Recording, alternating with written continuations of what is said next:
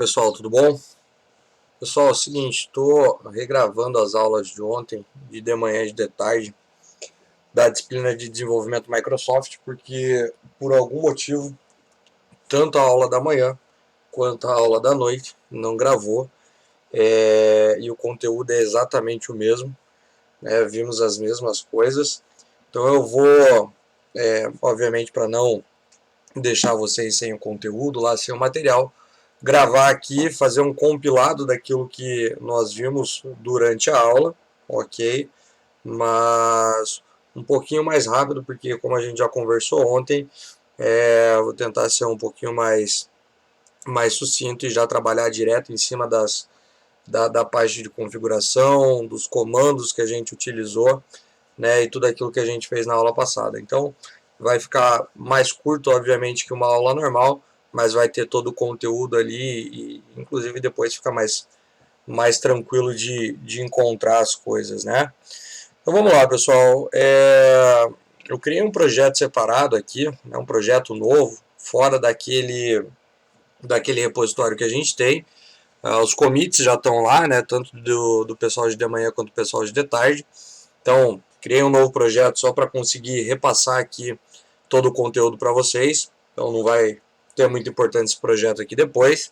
E aí, já deixei pronto aqui, né, pessoal, aquele nosso arquivo de to-do, né, aquele para fazer, onde tem basicamente todos os passos que a gente precisa seguir para, né, configurar o nosso projeto, instalando as bibliotecas necessárias, depois, né, fazendo tudo aquilo que também é necessário para que o projeto, né, e a biblioteca que a gente está instalando reconheçam o banco, consiga ter as tabelas. Nesse caso a gente só vai ter uma tabela, e depois para que a gente consiga criar o banco a partir de tudo isso, e posteriormente fazer ali o que a gente fez, que era, né, gravar uma pessoa e fazer a listagem de uma pessoa. Então é o seguinte, pessoal, como a gente já conversou, a gente vai instalar dentro da nossa aplicação dois, né, pacotes, duas bibliotecas, né, do Entity Framework, que é o ORM que a gente está utilizando, né, para trabalhar com banco na nossa aplicação. Então a gente vai, né, fazer a instalação do pacote sempre com o nome da biblioteca. Então aqui a gente tem as duas bibliotecas, a biblioteca do Entity Framework para o SQL Server e a biblioteca de ferramentas para o Entity Framework, né? Então a gente pode fazer aquela instalação pela parte visual, ou pode abrir o console, fazer o install package, espaço, o nome da biblioteca, e apontando para o projeto que a gente quer instalar. Neste caso aqui, né, eu só tenho um projeto, né, dentro dessa solução, então eu nem precisaria fazer este apontamento, mas vamos pegar aqui o comando, vou abrir aqui, ó, o console, que é o nosso terminal, que ele fica, né, geralmente acoplado aqui embaixo do Visual Studio, e aí então só vou substituir aqui, ó, o nome biblioteca pelo nome da biblioteca mesmo e fazer a instalação. O nome do meu projeto aqui acho que é o mesmo da aula, banco dados. Vou mudar aqui também para fazer a instalação deste cara lá. Então vamos instalar a primeira biblioteca, tanto faz a ordem, né, mas a biblioteca do Entity Framework para o SQL Server, e depois as ferramentas, as ferramentas do, dei um Ctrl Z aqui, as ferramentas do Entity Framework para que a gente consiga fazer aqui depois toda a manipulação do banco, né, adicionar as migrações, fazer o update lá na base. A gente vai precisar dessa segunda biblioteca. Então a primeira biblioteca, pessoal, é para que a gente consiga configurar todo o nosso projeto para o banco de dados, e neste caso aqui para o SQL Server, e a segunda ferramenta para que a gente depois consiga, após fazer ali tudo aquilo que precisa com relação ao banco, que a gente consiga gerar ele, atualizar e todos aqueles passos que a gente já viu em sala de aula. Então é o seguinte, com elas, né, com as duas ferramentas ali, né, as duas bibliotecas instaladas, né, o próximo passo, então vamos só marcar aqui no nosso arquivo de afazeres, aqui, nosso to-do, né, a gente precisa criar as classes de modelo, que são as classes, né, por ser uma biblioteca de ORM, que vão fazer com que a gente tenha tabelas lá depois no banco, né? Então, o modo que a gente está utilizando aqui do Entity Framework é o Code First, ou seja, né, a gente vai fazer tudo pelo código, todo pelas classes de modelo, e a gente não vai mexer no banco propriamente dito, lá em tabelas, em colunas e toda essa questão. Então, o que a gente tiver nas classes de modelo, a partir do momento que a gente adicionar uma migração e fazer o update database, nós iremos, né, o Entity Framework vai replicar isso para o banco. Então, no nosso exemplo lá, a gente precisava da nossa classe de pessoa, que foi o exemplo que a gente fez em sala. E aí, vamos lá, né? Nós tínhamos aqui 3 atributos na classe, que era o nome, o e-mail e o, né, criado em, que era um datetime. Com isso, né, pessoal, a gente precisava lá do nosso construtor para pegar a data e a hora do momento em que o objeto está sendo criado, e a gente tinha lá o nosso toString para poder imprimir o objeto. E aí já vou colocar aqui, né, com a função de flash, para a gente conseguir imprimir o nosso objeto sem que a gente precise depois especificar algum atributo dele. Então vamos lá, o nome, com o atributo nome, daria até para colocar o ID também, né? Já vamos colocar aqui então, ó, já que vai ter ID, já sabemos que tem que ter o ID, né? Vamos colocar aqui, e aí precisamos criar então o atributo do pessoa ID. Então vamos lá, aqui a gente vai então também mostrar o ID da pessoa. Aí vamos mostrar o nome. Depois do nome, vou dar um Enter aqui, ó. Ele vai colocar um maisinho aqui, né, pessoal, só para poder juntar os dois, porque eu estou quebrando de linha para conseguir mostrar na mesma tela. Aí a gente vai mostrar o e-mail, interpola lá com o atributo e-mail, e depois o momento em que foi criado o objeto, interpolando também com o atributo do criado em. Beleza? Então, que nem a gente tinha feito lá, né? Então aqui, já utilizando aquela sintaxe mais nova que a gente conhece, que é aquela função de flecha, só para dar um Enter aqui ele vai ter um mais, senão vai ficar tudo na mesma linha, ok? E aí a gente precisa, né, pessoal, já adiantando aquele erro que eu mostrei para vocês, toda a classe que vai para o Entity Framework, né, e ele entende que aquilo vai ser uma tabela, a gente precisa especificar que um determinado campo na nossa aplicação, neste caso o Pessoa ID, ele vai ser a chave primária. Vou deixar a tela assim, vai ficar melhor. Beleza, e aí, né, a gente também fez mais uma anotação, que era para que a gente conseguisse personalizar o nome da tabela lá no banco, porque senão o Entity Framework ele já coloca, né, ele já pega o nome da nossa classe e coloca no plural, mas não utilizando as regras da língua portuguesa, então ficaria com um nome meio estranho. Por isso a gente pode, pessoal, personalizar, né, o nome da nossa tabela, e dá para a gente fazer de pelo menos duas formas isso. Uma delas é colocando a anotação table em cima da classe com o nome da tabela que a gente quer que fique lá no banco. Feito isso, pessoal, então, tendo todas as classes de modelo na nossa aplicação, matamos mais um tópico aqui.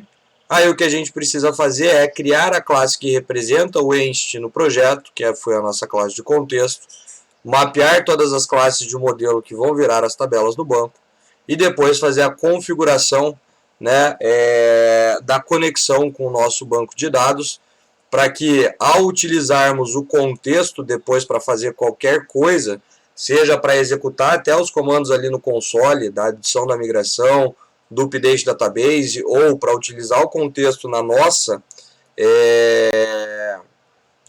aplicação para gravar, para listar e tudo mais, ele vai precisar, num primeiro momento, estabelecer conexão com o banco e entender todos esses passos que a gente fez aqui.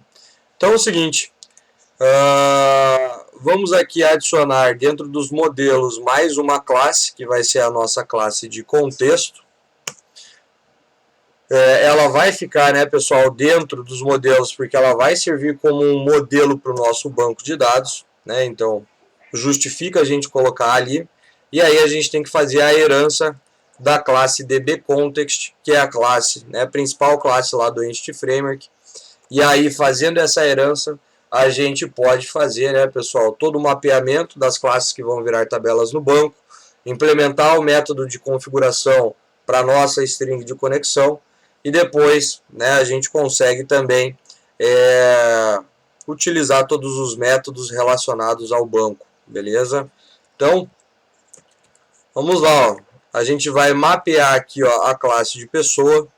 Então, a partir deste momento, né, a gente está criando uma propriedade, e é isso que define para o Entity Framework, né, uma propriedade do tipo db7, especificando qual é o nosso modelo, que ele vai entender que isso daqui vai virar uma tabela no banco. E se é uma propriedade, pessoal, assim como qualquer propriedade de qualquer classe de modelo, como essas que a gente tem aqui, a gente tem que colocar o seu tipo e o nome, né? Então, a mesma coisa aqui, a gente vai ter um db7 do modelo que a gente quer que vire uma tabela no banco, e aí, né, passando qual é o nome que a gente quer deste atributo aqui.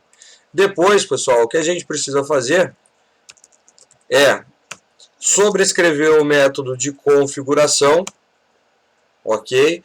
Para que a gente consiga configurar, toda vez que a gente for utilizar o contexto, que ele faça a conexão com a nossa base de dados.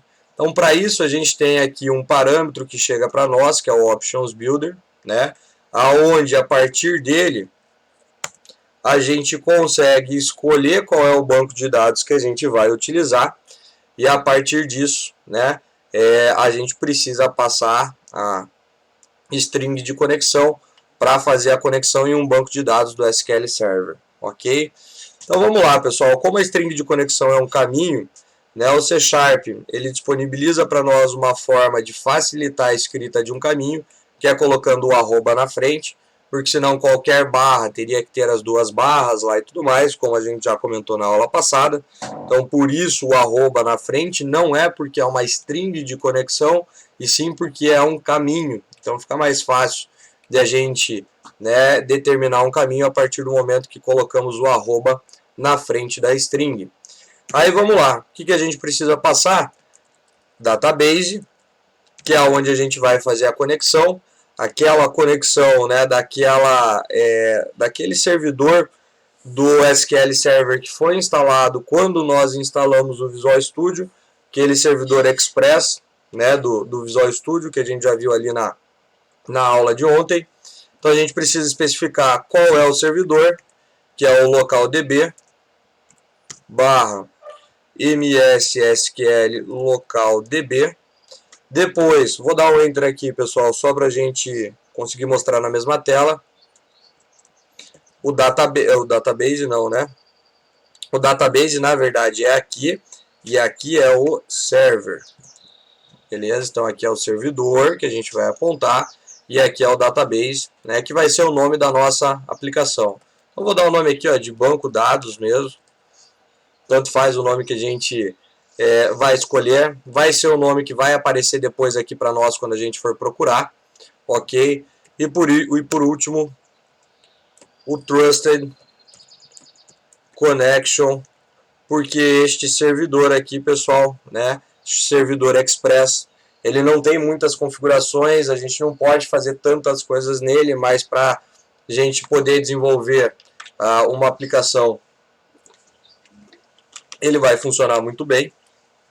ok? E depois, obviamente, se a gente colocasse, né, a aplicação em produção, bem provavelmente a gente utilizaria outros bancos de dados na nuvem e todas as outras questões.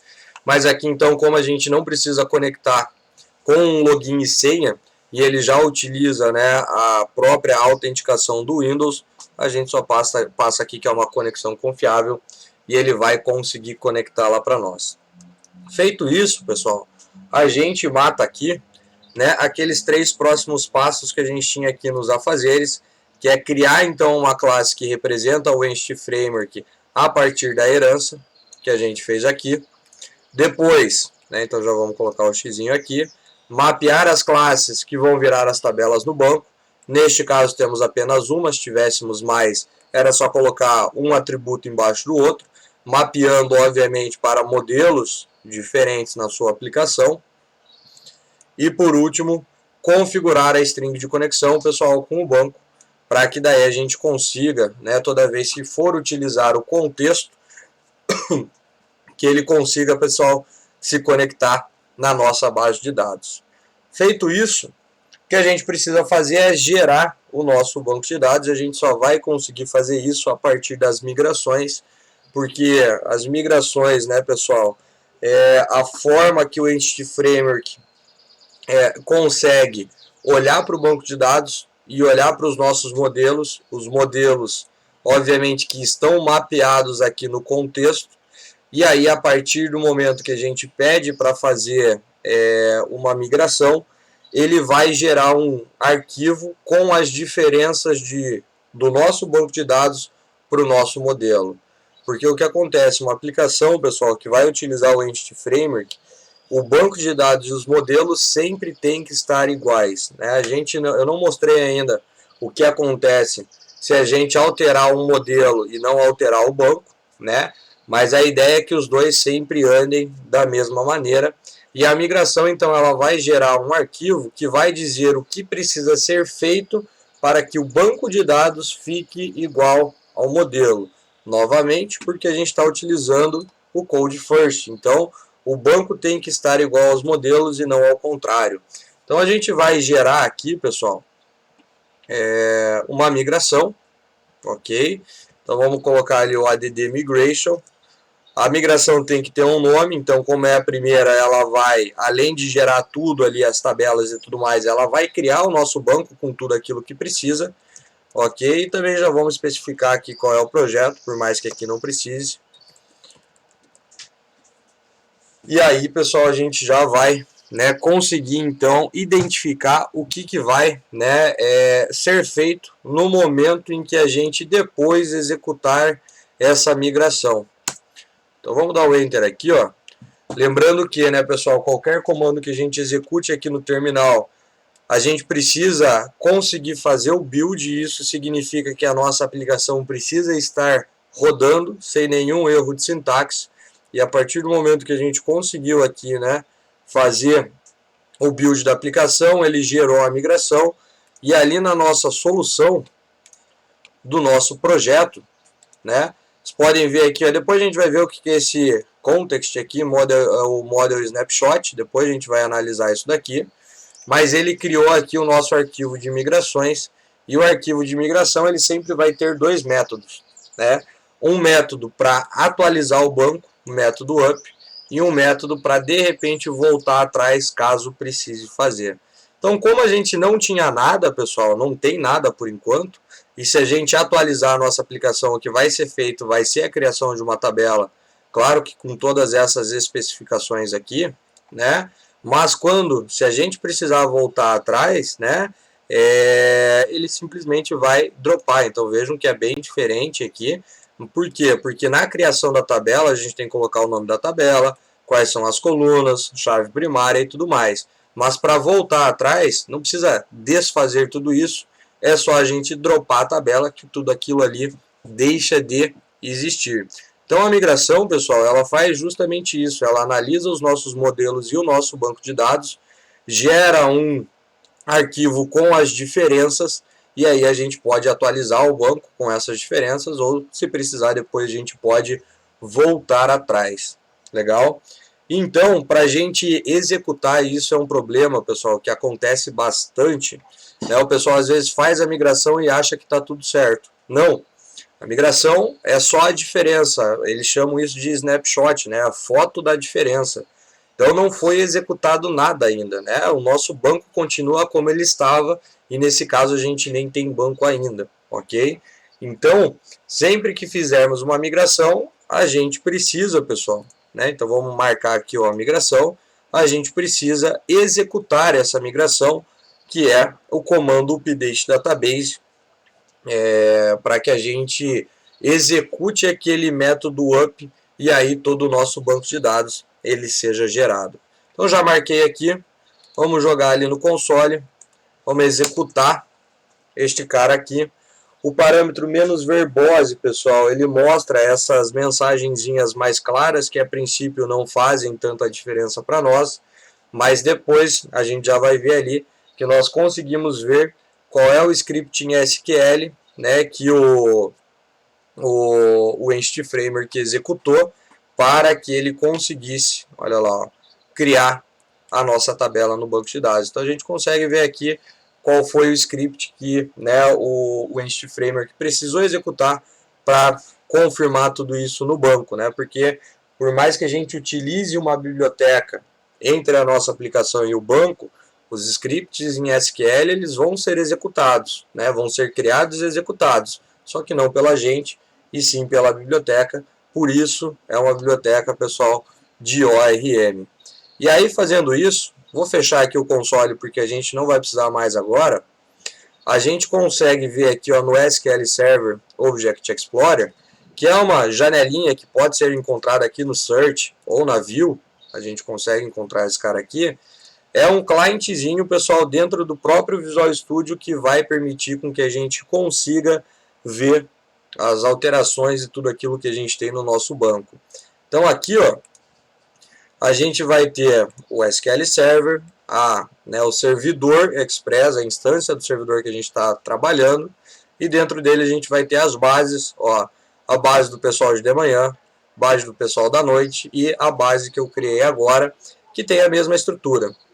Então a gente vai ter aqui as tabelas, e dentro das nossas tabelas, ó, a tabela de pessoas, tabela de histórico de migração, né, e tudo aquilo que a gente já viu ontem. Então, para ver os dados, pessoal, botão direito e View Data.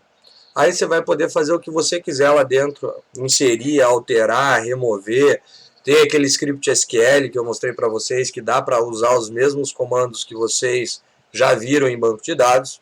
E tem a possibilidade de a gente clicar duas vezes ali e ver o esquema, acho que não clicou, e ver o esquema ali da tabela, né, que é a estrutura da tabela.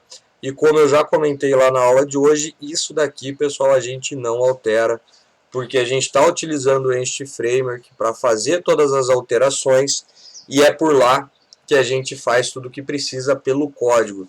Então, se a gente precisar inserir mais tabelas, inserir coluna, alterar nome, alterar o tipo da coluna, fazer qualquer coisa com relação à estrutura da tabela, a gente faz lá nas classes de modelo, né, lá onde a gente já conhece, já mexeu bastante, e aí faz as migrações e atualiza ela para que o Entity Framework consiga atualizar isso daí na base.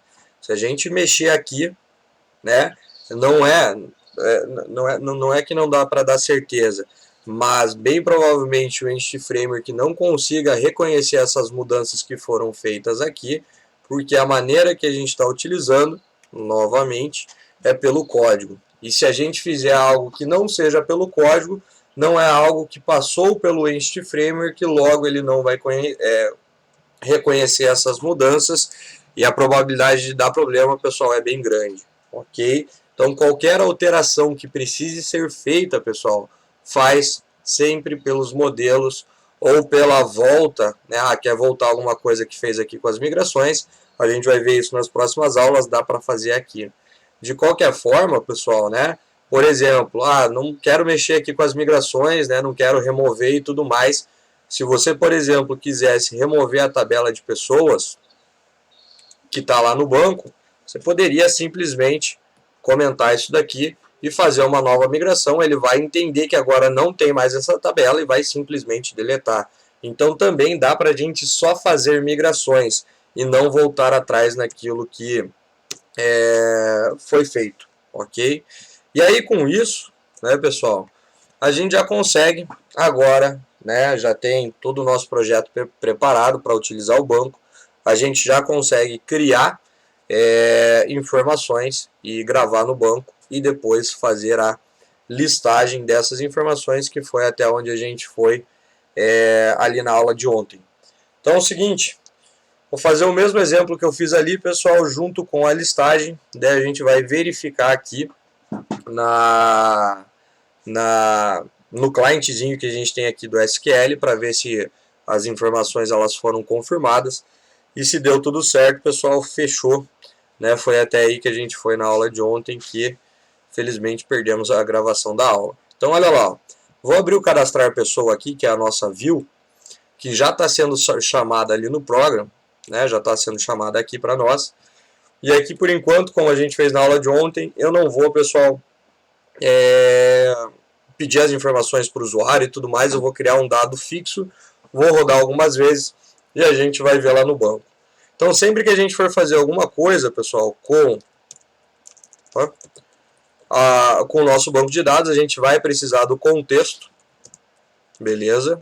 Depois a gente vai ver algumas técnicas para criar esse contexto, porque não é interessante em todo momento ficar instanciando o contexto, porque se a gente fizer isso, a todo momento a gente vai criar uma nova conexão com o banco e isso é muito custoso para uma aplicação, né? Então a gente tem que gerenciar isso de uma maneira um pouco melhor, mas por enquanto, para essa primeira aula a gente vai fazer assim.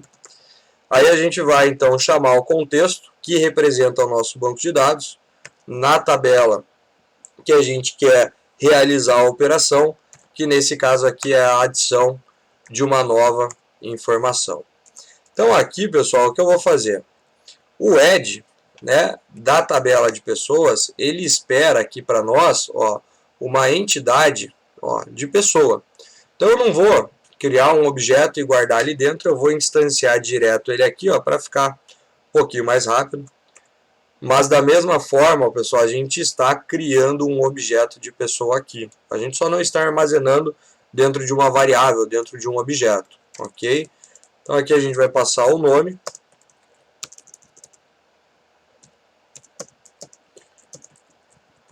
Vamos gravar aqui o nome e o e-mail deste exemplo que a gente está fazendo aqui. E aí, né, pessoal, se a gente rodar isso daqui, inclusive colocando uma mensagem aqui embaixo, e rodar isso daqui, vamos colocar aqui que a pessoa foi cadastrada com sucesso. Se a gente rodar isso daqui, entrar na opção 1, né, e verificar aqui os dados da nossa tabela, a gente vai ver que isso daqui não foi gravado, né? Essa informação de pessoa não foi adicionada lá na tabela.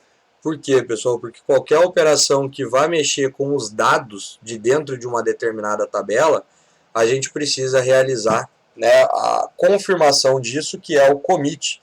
Então, o que a gente pode fazer se numa dada situação lá da aplicação você precisa adicionar várias informações dentro das tabelas, você pode utilizar o add várias vezes e aí você faz o commit apenas ao final, ok? Para confirmar todas essas alterações que a gente tem aqui. Então você não precisa adicionar e confirmar, adicionar e confirmar. Você pode adicionar várias e confirma somente no final, ok? Então aqui, como a gente só tem uma informação, a gente já vai adicionar e confirmar aqui, né, fazer o commit disso no banco, beleza? E agora sim, se a gente rodar isso, nós já conseguiremos ver, pessoal, no nosso banco de dados, a informação lá na tabela. Para a gente já fazer, pessoal, o último exemplo, eu vou aqui na sequência criar um for each para percorrer todos os dados da nossa tabela de pessoas. Então aqui a gente vai ter, né, as pessoas que já estão cadastradas no banco. E aí como é que eu faço então para listar todas as pessoas que se encontram em uma determinada tabela? Sem filtro, sem nada, né? Ele simplesmente vai trazer todo mundo que está lá. Então a gente vai pegar o contexto, vai chamar a tabela que a gente quer. E vejam que aqui ele já aceita, pessoal, porque o que retorna deste cara aqui já é uma lista. Esse DB7 é como se fosse um tipo de lista, mas não é um tipo que a gente tem trabalhado, né? A gente está começando a ver ele agora.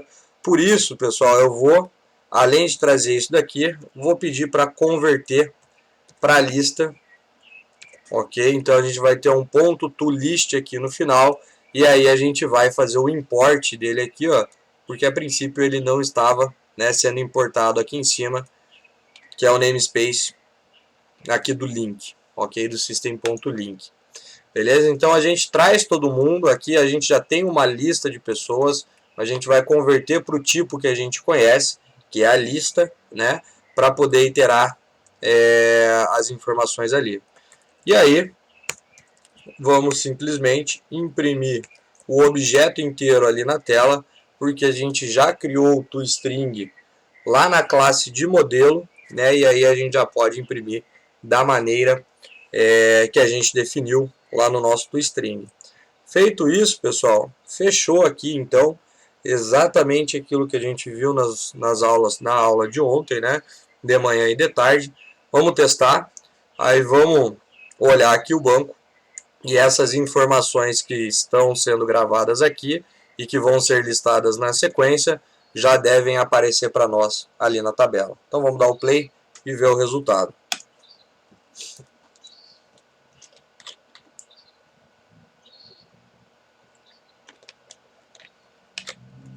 Então vamos lá, eu vou entrar na opção 1. Na verdade eu dei um Enter sem apertar a opção 1, por isso estourou uma exceção. Acho que não está num lock, não. Então agora sim, ó, ele demora sempre um pouquinho a primeira vez que a gente faz isso na nossa aplicação, porque ele precisa se conectar com o banco e essa conexão ela demora um pouco. Mas vejam lá, ele já dá o pessoa cadastrada com sucesso e já mostra aqui para nós os dados. Como é que eu sei que isso daqui já está lá no banco, pessoal? Porque em momento algum na nossa aplicação a gente criou a chave primária que é o ID. Isso daqui está sendo gerado pelo banco. Então isso já foi gravado e já foi trazido para a nossa aplicação com o ID que foi gerado lá. Se a gente entrar novamente, vocês vão ver que já vai ser bem mais rápido do que a primeira vez, ó. E ele já também cadastrou a segunda. E se a gente entrar uma terceira vez, o resultado é o mesmo, né? Vejam que com os mesmos dados aqui, né, de nome e e-mail, porque isso está fixo lá no código, mas com IDs diferentes e com horários diferentes do momento em que a gente gerou o objeto. Para a gente fechar aqui, ó, pessoal, vamos confirmar tudo isso daqui olhando a nossa tabela lá no banco. Então vamos abrir aqui, ó, o SQL Server. A gente vai ter aqui a tabela de pessoas, né, dentro de toda aquela estrutura que a gente já viu aqui. E daí, botão direito, View Data, para ver os dados, pessoal. E aí tá lá, ó, todas as informações que a gente acabou de cadastrar lá na nossa tabela. E aqui, ó, pessoal, como eu disse, vocês podem alterar do jeito que vocês quiserem, vocês podem remover também, ó, estou deletando um dado ali, ok? Só tem o 2 e 3, a nossa ID1 agora ela nunca mais vai ser utilizada, e de qualquer forma, né, se você quiser brincar aqui com o SQL, ó, você pode. Vamos fazer um select aqui rapidinho, vou colocar um asterisco só para ver funcionando. E a gente consegue brincar por aqui e testar, ó, o 2 e o 3. E se a gente executar a nossa aplicação novamente, ó, vocês vão ver que ele vai gerar o 4. Novamente demora um pouquinho, porque a conexão com o banco foi desfeita, ok? A partir do momento que a gente fecha a nossa aplicação. E agora, ó, o ID1 não tem mais, o ID3, né, o 2, o 3, e agora ele gerou o 4 lá para nós. Beleza? Então, pessoal, por algum motivo as duas aulas de ontem de manhã e de noite não foi gravado, como a gente sempre faz, mas então fiz um compilado com tudo aquilo que a gente viu, pessoal, na aula de ontem, e né, daí agora a gente só tem o conteúdo mesmo e as dúvidas que foram tendo na aula passada. Infelizmente dessa vez vai ficar apenas na memória. Beleza, pessoal? Um abraço e nos vemos semana que vem.